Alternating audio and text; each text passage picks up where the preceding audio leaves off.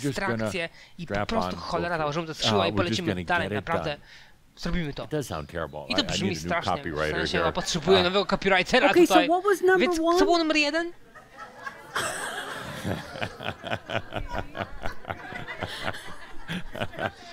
My mood is getting a little better. Mój nastrój się poprawia troszkę, powoli. Macie jakieś 37% mistrzostwa, robimy postęp. Wszystko jest historia, to całe ludzkie życie, moje nawet życie. Jako Szekspira, Platona, Marka Twaina. One tylko były historiami. Naprawdę nie było nic tam do nauczenia i to jest wolność, to jest ulga, wielka ulga. Nie przybyliście tutaj, by nauczyć czegokolwiek. Udajecie, że tak jest, ale udajecie, że próbujecie czegoś nauczyć, że macie jakieś serię przeszłych żyć do przetworzenia, innymi słowy, przeżycia. One wszystkie się kłócą ze sobą i ja mam tu Twaina z jednej strony i Platona z drugiej strony i one się kłócą. Myślę, że Twain wygrywa teraz, ale bycie Platon był strasznie nudnym. Naprawdę nudny. Gdybyście czytali niektóre z jego pism, ojej, były tak poważne. Naprawdę nigdy się nie upił. I dla mnie nie jesteś aniołem, póki się nie upijesz, naprawdę. Musisz czasami, wiesz, inaczej po prostu jesteś zbyt spięty i poważny na temat rzeczy wszystkich. To wszystko jest tylko historia. Niesamowita historia. Emocjonalna historia. W sensie emocjonalna, dobrze emocjonalna. Jest to jak pełna bogactwa historia z puentą, ale jest tylko wielką, tłustą historią. Ostatecznie. Wielka, tłusta historia myśli, że jest ofiarą. Myśli, że życie jest ciężkie i tak musi pracować ciężko, by coś zdobyć, by jakoś tam zasłużyć na coś dobrego, Bóg wie co.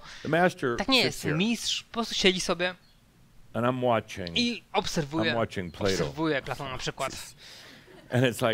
I mówię sobie, to jest tylko historia, wiecie, a on ma jakieś choroby, nie znam, mówi, bo to jest rodzinny show, ale ma pewne choroby. Wiecie, zbyt tu się czuje obrzydliwi, tak, na temat grzybicy stóp albo czego innego tam.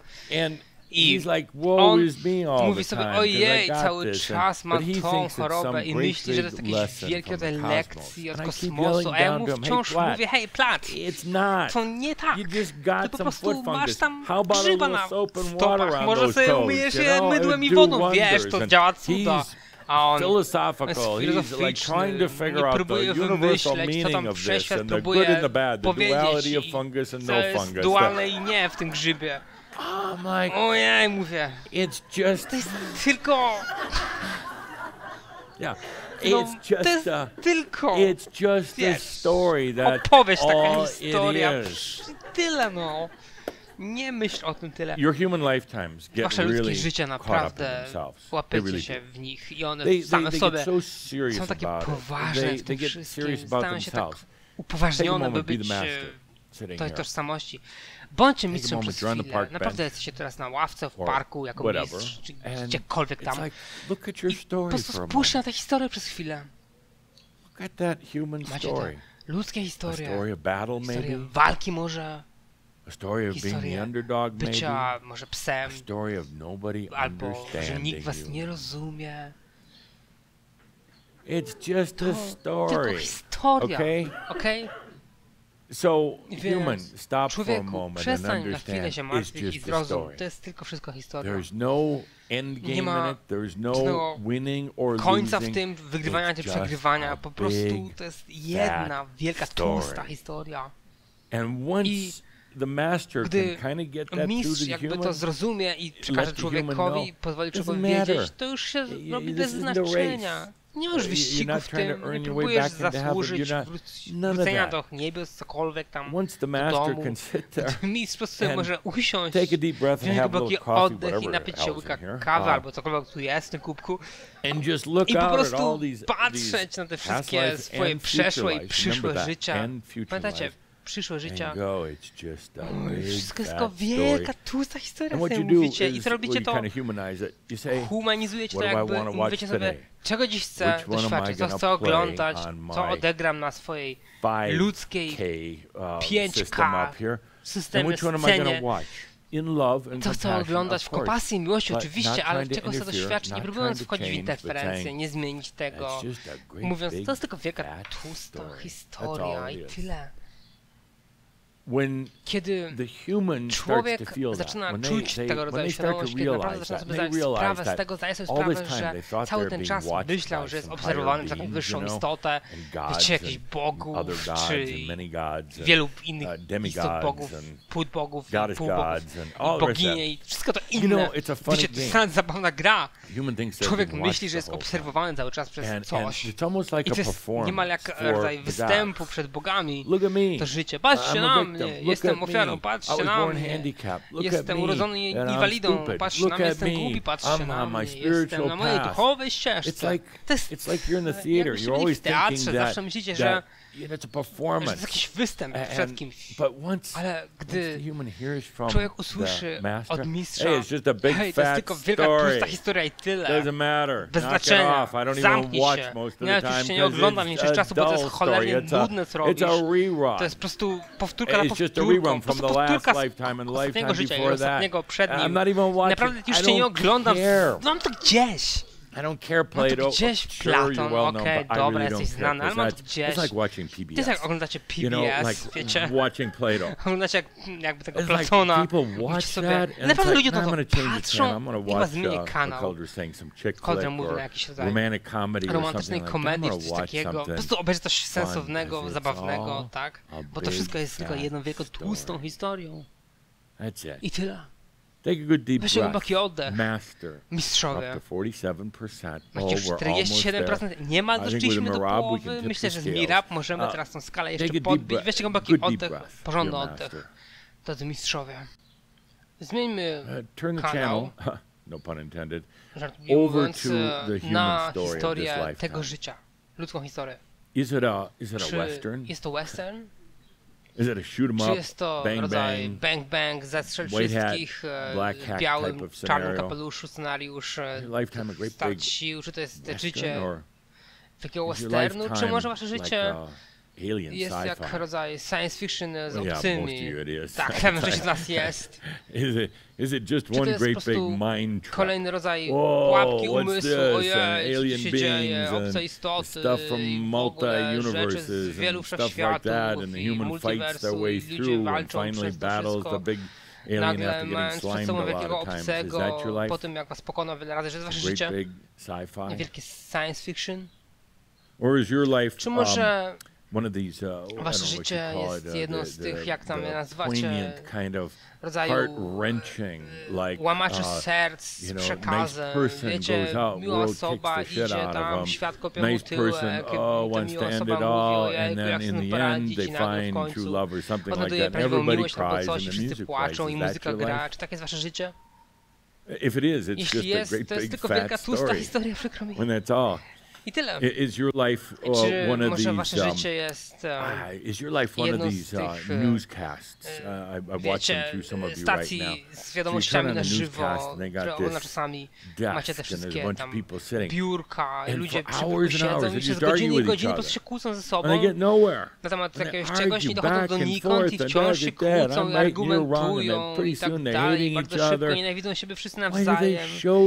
Po co w ogóle to pokazują w waszych wiadomościach? To bez sensu. Czy to jest historia waszego życia?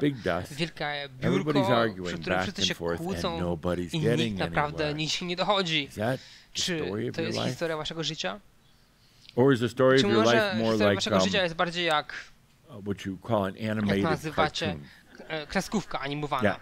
Tak, kreskówka animowana.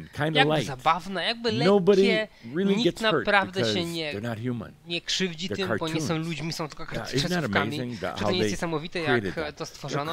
Że te kreskówki, bez względu na to, czy ktoś tam przyjdzie, uderzy z młotkiem w głowę, rozwali wam mózg i nagle minut później macie znowu mózg nienaruszony, bo jesteście tylko kreskówkami w tym. Czy takie jest wasze życie jakby? Innymi słowy, że jakby się bawicie w nim, nie naprawdę martwicie się konsekwencjami wszystkiego. Widzicie, to jest tylko jedna wielka kreskówka, w której żyjecie. Ja ją tworzę, ja ją napisałem, scenariusz, nie wiem, gdzie tam zmierza, ale to jest tylko kreskówka, zabawa. Mogę się po prostu więc wyluzować i po prostu wziąć głęboki oddech i jakby zanimować siebie do realizacji. W sensie, czemu nie? Albo może wasze życie jest jak jedna wielka, romantyczna drama. Romantyczny dramat. Wiecie, to jest jakby zawsze tam trochę ciemno jest, gdzieś tam skrzypce grają smutną melodię w tle i ktoś przechodzi przez swoje epyczne wydarzenia życiowe i zakochuje się beznadziejnie, ale ta miłość życia nagle jest zabierana przez obcych, porywana do science fiction swojego życia i nagle wszystko jest tak dramatyczne i emocjonalne i wiecie, tam zawsze też rodzina się w to wiąże w tych tematach. Matka, ojciec, dzieci, wszyscy inni, rozszerzona rodzinę. A potem ludzie z pracy nagle się pojawiają. I wiele łez, wiele łamania serca. Jejku, wyłączmy to, mówicie wy. Nigdy naprawdę nie ma dobrego zakończenia. Jak te kreskówki zawsze mają dobre zakończenie, ale te wielkie, romantyczne, epicne dramaty są zawsze takie straszne. Ale w jakiś sposób daje wam to uczucie przyjemności. Tego rodzaju opery mydlane, jak Dni naszego życia, czy Moda na sukces. Jak długo w ogóle to leci już? 50 lat, długo jak wy żyjecie, gdzieś doszli z tym, z tej operze mydlanej? Czy wy gdzieś z tym doszliście? Bardziej niż ta opera na pewno. Więc tak, to jest wielka mydlana opera i na końcu jest... Tak, mamy komedię jeszcze. Komedię. Po prostu niektóre komedie są naprawdę głupie, tak? Naprawdę są komedie, cóż, nie musicie dużo myśleć oglądając je, po prostu mają was śmieszyć. Niektóre są świetne, naprawdę zabawne. Nawet kiedy jestem w złym nastroju, oglądam przez was, to się czasami śmieję, bo to jest komedia. No, dlatego, że tam śmieją się z konfliktu ludzkiego życia. Ludzie tak naprawdę są komedią po drugiej stronie, na pewno. Bardziej niż z życia, ale... Wiecie, komedia pokazuje to. Ludzie po prostu mają swoje codzienne, wspaniałe komedie i by móc się śmiać z siebie. I to naprawdę mnie sprowadza do punktu tego, jakim to jest darem, bo życie jest wielką, tłustą historią i tyle. I nie da się jakichś punktów zbierać, nie dostajecie lepszego miejsca w lepszym niebie, nie da się zasłużyć na potencjalnie lepsze miejsce w klubie mistrzów. To wszystko jest tylko wielką, tłustą historią, a człowiek bez względu na to, co tam jego film mówi, nie jest tym, który ma stać się oświecony, czy zrobić to oświecenie. Człowiek może pozwolić na ten proces, może po prostu stworzyć małą kreskówkę, która ożywa i mówi sobie, ojej, co się stało, po prostu założyłem skrzydła, przeleciałem przez pajęczynę i pozwoliłem i nagle jestem po drugiej stronie, gdzie jest ten piękna mądrość, rodzaj pyłków, różek, piękna muzyka na końcu i rodzaj napisów końcowych, wiecie, napisy końcowe, które są na końcu. Każdy napis mówi o was. Napisano przez, wyreżyserowano przez, producent wyprodukował. Wszystko wy stworzyliście. Ludzie biorą swoje życie tak na poważnie. Naprawdę wierzą w to wszystko, w tą wielką swoją gównianą, tłustą historię i myślę, że to sprawia, że to jest jakby dobre do jakiegoś punktu, ale biorą to zbyt na poważnie z pewnością i utykają sobie w tym i dlatego właśnie przez długi czas teraz mówiłem o tym w niektórych uduchowionych grupach. One są tak nudne. Utykają w własnych sposobach działania, naprawdę biorą rzeczy zbyt na poważnie i nie lubią tego do końca nawet, bo co my robimy tutaj, bo śmiejemy się, bawimy się. Wszyscy spędziliście wiele żyć w świątyniach i klasztorach i jakichś konwentach, tak, grupowania. Wiele ciszy, wiele naprawdę poważnych rzeczy i Bóg zawsze was obserwuje, więc nie zwal tego Kerry, cokolwiek, bo Bóg na ciebie patrzy. I to się stało tak nudne w tych zgrupowaniach, konwentach i zakonach i klasztorach i świątyniach. Naprawdę nudne, niemalże... Jaki to był w ogóle film? Strasznie nudno. Okej, w pierwszym tygodniu wszyscy po prostu śpiewają, zapalają świece i modlą się. W drugim tygodniu wszyscy robią to samo, zapalają świece i trochę jeszcze kadzideł może. Około 50 lat później wszyscy wciąż mówią to samo, modlą się i recytują, Bóg się nie pokazał, Jezus się nie pokazał i nie pokaże. Myślicie, że wróciłby na takie nudne zgromadzenie? W ogóle. I wiecie, nie to, żeby to przyciągać, ale wiecie...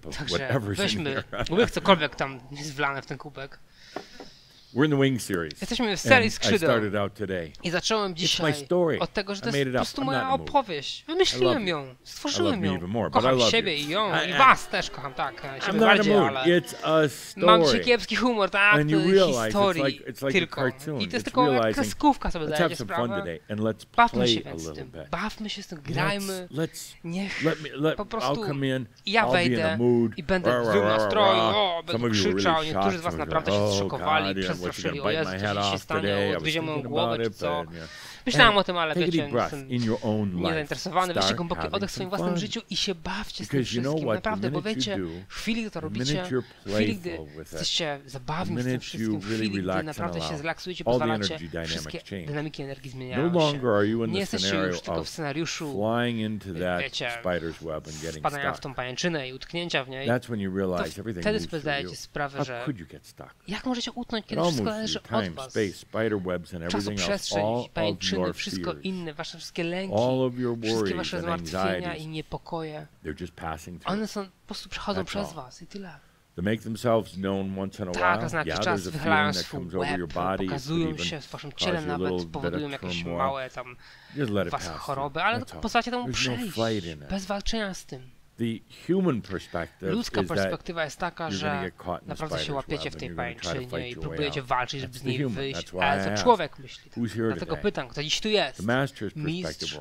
Perspektywa mistrza jest taka, jest teraz, nie mam 50% ma już teraz, ale jego perspektywa jest taka, że po prostu to wszystko płynie przeze mnie i właściwie nawet nie muszę nic po prostu robić, po prostu pozwalać na te skrzydła, które już tu są, aby je rozchylić i po prostu zobaczyć, jak wszystko inne płynie przez nie i ja szybuję i po prostu odpuszczacie tą wielką, tłustą historię, wszystko tylko nią jest. Będziecie tylko to chcecie z tego dla swojego życia, tylko co wybieracie z tej historii dla siebie jest dla was. I sobie zdajecie sprawę, że wszystko płynie przez was i to jest tak proste. Mamy tu serię Skrzydeł teraz i chyba to jest 19 rok, myślę, naszej wspólnej pracy. Jak powiedziałem ostatnio, mamy już 200 Shoudów za sobą. To jest dużo, więcej treści, by zapełnić 33 wielkie księgi, nie tylko jakieś małe. Wszystkie te nauczania Tobiasza, nauki, niesamowitą mądrość ode mnie i wszystko, co było pomiędzy, tak, niesamowite. Wszystko, co z tym idzie. Właściwie możecie wziąć głęboki oddech z tym, bo to jest tylko część waszej wielkiej tutaj historii. Wszystko to, ale muszę powiedzieć, że to jest fenomenalna historia jednocześnie. Fenomenalna. Kiedy robiliśmy przejście lata temu od Tobiasza do mnie, i konsultowałem się z innymi mistrzami wtedy. Przyszedłem do Crimson Circle, wiecie, słyszałem o tej grupie, mówiłem, może oni nie słyszeliście, a nawet wy, kiedy tu nie przyszliście i trochę byłem podejrzliwy. Shambra, piraci? Ta grupa rebeliantów i wiecie, chyba wchodzę w to, tak, mówiłem, tak, jestem inni na to, że to zajmie 2-3 życia, zanim w ogóle, a ja wiedziałem, że nie. Wiedziałem, że wy jesteście tak gotowi, po prostu potrzebujecie trochę być skopani raz na jakiś czas i jakby wyprostowani w tym wszystkim, wziąć głęboki oddech i sobie zdać sprawę, że tylko jedna wielka tutaj historia i tyle. Wasze życie naprawdę nie jest tak ważne. Inaczej może niż wasze ja jest. Jest ono ważne i ważne jest piękno tej historii. Ale inaczej rzecz ujmując, bierzcie to niezbyt tak poważnie, okej? Co naprawdę mówię? Po prostu żyjcie, tak? Wyjdźcie stąd, bawcie się. Kiedy poczujecie niepokój, lęk, cokolwiek, zamiast uciekać przed nim albo próbować walczyć z tym swoim umyśle, po prostu pozwólcie temu przejść przez was.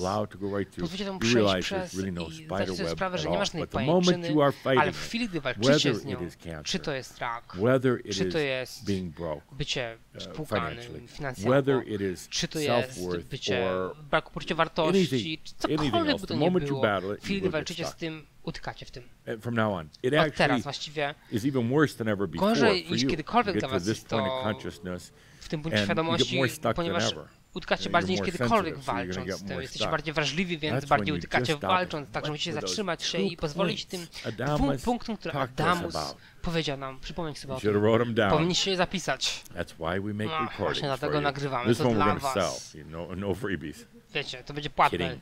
It's a story, have fun with it. To jest tylko historia, great wszystko, bawcie się tym, to jest wielka kreskówka In i the Wings tyle. series, I w serii Skrzydeł we come to the przejdźcie realization do that we're realizacji, just gonna do że it po now. prostu zrobimy to Okay? teraz. So Okay? we're going to gather. Będziemy się we're gonna have gromadzić, będziemy fun. mieć I'm going to make zabawne up some doświadczenia. stories like I'm Będę in a bad wymyślał mood. How can I historię, be in a jakbym bad miał mood? zły nastrój. Jakby w ogóle mógł być zły nastrój Actually, kiedykolwiek, wiecie. what I Właściwie said jednak, about those lifetimes mówiąc is o tych true. życiach, to jest Plato is prawda. such Platon a był pain in the ass, strasznie can never make bólem up his w mind. tyłku, nigdy nie musi And zdecydować, co chce. Shakespeare is like A Szekspir agonizing ciągle over his agonizował internal swoje decision wewnętrzne to write for the decyzje, public. czy dla robi And dla Mark Twain, publiki, he's funny, a Mark Twain but- był zabawny, But ale he's naprawdę so skeptical at times. tak sceptyczny czasami, Negative about tak everything. negatywny na temat mostly wszystkiego, himself. głównie na He's temat got samego energy siebie. issues. No I wonder miał he went problemy z bankrupt. energiami, nic All dziwnego, those że things are real, but bankrutował, doesn't wszystko bother było me to one realne, ale dla mnie to I bez take a deep znaczenia breath jako and I mistrz. look Ja biorę at głęboki their big oddech, fat patrzę na tą stories. wielkie tłuste historie i And I realized zdaję the sobie beauty in sprawę z them piękna and ich in me. i mnie And I samego. realized Także that sobie zdaję sprawę, że they actually never really do właściwie get stuck oni in the nigdy nie web. utknęli They tak think naprawdę they w do, pajęczynie. but Myślą, they że don't. tak, ale to They never niemożliwe. actually Bo crash nigdy and burn. właściwie They think nie they do, but they don't. spłukali się czy nie And they're rozbili. Myślą, że actually tak, ale all tak naprawdę się nie part of stało. my oneness. Są tylko częścią mojej jedności. Now, I tyle. as we're running out of time, I Także told you teraz it's się going nam to be kończy shorter czas. than Powiedziałem, że usual. ten szal będzie krótszy niż 2 minutes zwykle. shorter than Jakieś usual. 2 minuty niż zwykle może, ale Let's have a mirab. miejmy Why? mirab I'm tired wspólny. of talking. Czemu? Bo jestem zmęczony You tym know, gadaniem. and you're tired of me talking. Wiecie, wy też jesteście Let's take a zmęczeni, good że deep gadam, breath więc and weźmy głęboki let's oddech do i the wings mirab. zróbmy mirab skrzydeł. Take a good deep breath. Weźcie Here we porządny go. oddech i lecimy. We're in the wing series Jesteśmy now. w What serii that means skrzydeł is teraz, to after znaczy to, że these years te of lata really opening up and naprawdę allowing otwierania się i pozwalania, and taking a i fun look at yourself. spojrzenia w zabawny sposób na We're at siebie. that point where we're just Jesteśmy going to soar. teraz w tym punkcie, bym gonna móc szybować. That means expand. Znaczy ekspandować siebie. The human's still going to have Człowiek days wciąż będzie miał swoje of dni oczywiście, some panic or niektórych anxiety or panik, just being pissed niepokojów, czy nawet wkurzenia się po prostu. until you take the deep I breaths wtedy like możecie wziąć głęboki we're oddech, doing right tak jak now. robimy to teraz. You almost hear that human Nie ma, screaming in the słyszę jak background. tam człowiek krzyczy sobie w tle, That's where you take a deep breath więc and weźcie głęboki oddech i you realize it's zdajcie all sobie one sprawę, great że to big wszystko fat jest wielką story. tłustą historią, nic więcej. That's where you feel your wings. I Właśnie mean wtedy się literally. możecie wczuć w swoje skrzydła dosłownie, możecie poczuć. You feel your wings. Możecie poczuć swoje skrzydła. I've said in some of our Powiedziałem gatherings na niektórych before that zgromadzeniach wcześniej nawet, you have energy wings. że macie Your skrzydła back, your energetyczne. shoulders, Wiecie, it's more ramiona, plecy są najbardziej part of your wrażliwą body. częścią waszego ciała.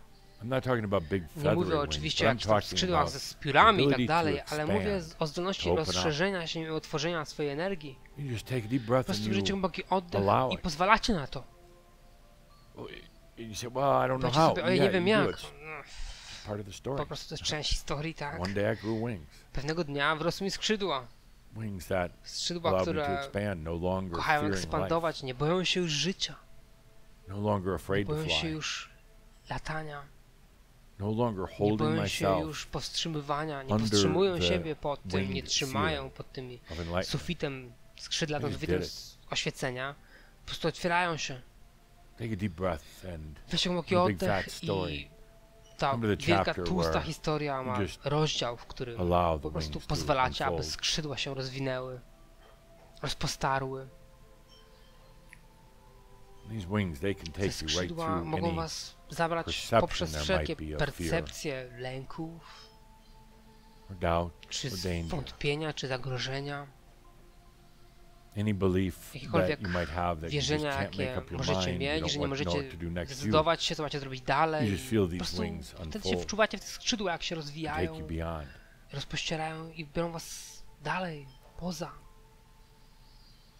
And yes, I tak, for the human that sits dla here, człowieka, który tu siedzi,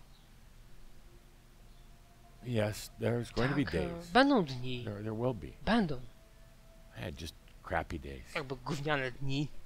It's just part of the big fat To jest story. częścią That's wielkiej, okay. tłustej It's historii okay. i to jest w porządku. And I there is Istnieje mistrz ze skrzydłami, który nie próbuje walczyć, nie próbuje pokonać zwątpień, niepewności, lęków, nie próbuje w ogóle, ale zdaje sobie sprawę, że jest to jedno z części świadomości i wielości postrzegania rzeczywistości.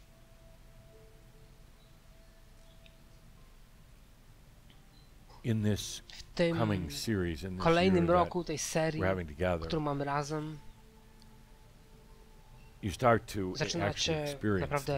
zaczniecie doświadczać rzeczy, zamiast mówić tylko o pozwalaniu, by pozwolić sobie, będziecie tego doświadczać, zamiast tego platonicznego gadania o oświeceniu, będziecie go właściwie doświadczać. I zamiast myślenia o radości, właściwie ona tam będzie dla was. Tak, czasami doświadczenia z tego roku będą szokujące, piekielnie dla was, bo się będą zdawały tak realne i są realne.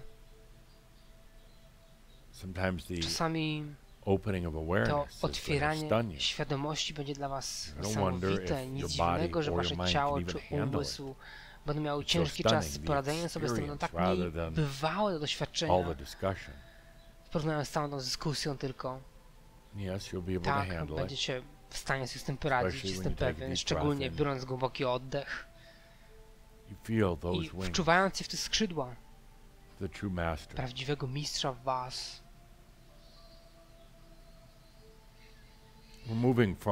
Przechodzimy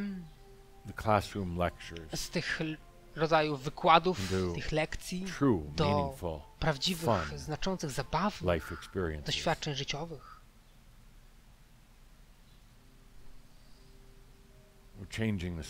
Zmieniamy tę historię. Piszemy ją w inny sposób i nagle w tych kolejnych rozdziałach waszej wielkiej, tłustej historii sobie zdajecie sprawę, że teraz jesteście częścią pisarza jako człowiek, pisania tego kolejnego rozdziału tej historii. Macie wiedzenie i uczucie, że cóż, jest tam wielka, tłusta księga waszego życia, ale naprawdę nie macie zbyt wiele do powiedzenia na temat tego, co jest napisane. Jednakże teraz to się zmienia. Mówiliśmy o tym w Kichach ostatnio, mówiąc o kohabitacji czy koegzystencji. Mistrz i człowiek koegzystują. Sobie zdajecie sprawę, że gdy naprawdę ufacie sobie, pisząc tą opowieść, ten kolejny rozdział, nie ufaliście sobie wcześniej, ale teraz, jako mistrz, jako jam jest, właściwie piszecie i żyjecie kolejnymi rozdziałami. Rozdziałami o wolności, rozdziałami o prawdziwych, życiowych doświadczeniach, nie tylko codziennych, ludzkich doświadczeniach, ale tu macie prawdziwe doświadczenia. Oto różnica. Dokładnie teraz, to jest różnica. Jesteście uczestnikami, więc co teraz tutaj się dzieje? Co się dzieje w tym mirabie? Co tu robimy? Cóż, najlepiej powiedzieć, że ktoś poszedł do tego nad blisko, mówiąc, że jest w 100% człowiekiem i mistrzem. Jednocześnie jesteście obiema tymi rzeczami i one nie są w konflikcie ze sobą. Nie próbujecie przejść od 20% człowieka do 80% mistrza. Jesteście obiema tymi rzeczami naraz. Kohabitujecie. To jest dwa w jednym, więc weźmy głęboki oddech.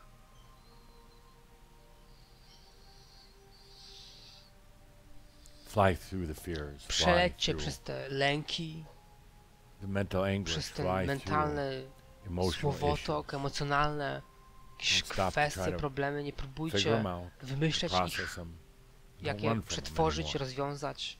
To już nie działa. Przejdźcie prosto przez nie, przelećcie przez nie. Czasami to jest przerażające na początku, ponieważ zdaje się, że jakby się przelatywali wprost w tą pajęczynę, ale w końcu zdajecie sobie sprawę, że istnieje momentum, jakby pasji w tym, energii, niemal świadomości, ale nie do końca jeszcze. Jednakże to momentum istnieje i sprawia, że lecicie wprost przez to, nawet przez największe lęki. Nie unikacie ich, ale też nie zatrzymujecie się, by je przetworzyć czy zrozumieć. I potem dajcie sobie sprawę, że to wszystko jest tylko wielka, tłusta historia. Ale teraz to wy jesteście częścią scenariusza pisania jej. Mówiąc częścią, mam na myśli, że mistrz wciąż robi swój rodzaj pracy w tym scenariuszu, ale teraz ty, człowieku, jesteś kopisarzem, bierzesz udział w tym doświadczeniu. Są te 2 punkty, więc weźmy głęboki oddech z tym razem, porządny oddech razem.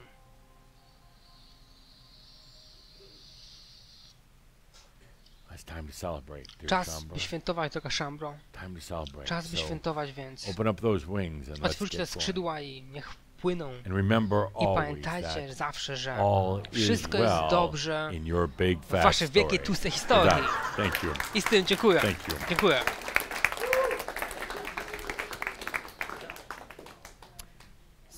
Więc dziękujemy Jeffrey za channelowanie Adamusa Saint-Germain. Weźmy głęboki oddech i po prostu pozwalajmy, próbujmy pozwalać tą całą szaloną informację po prostu płynęła dla nas, by zintegrować rdzeń tego przekazu filmowego, by naprawdę pozwolić na to dla siebie. Naprawdę zostańcie z tym przez kilka chwil i wdychajcie to. Naprawdę wdychajmy to. Więc z tym zapraszam was, byście wzięli ten głęboki oddech, dbali o siebie. Dziękuję, że słuchaliście tych skrzydeł pierwszego przekazu z serii, więc będziemy tu ponownie nie w pierwszą sobotę września, będziemy tu ponownie dopiero 7 października, także bierzemy miesiąc przerwy. Więc bądźcie tu ponownie 7 października i dziękuję za wszystko. Dziękuję za to, że jesteście częścią tego Shoudu i Green Circle. Dziękuję wszystkim. Dziękuję.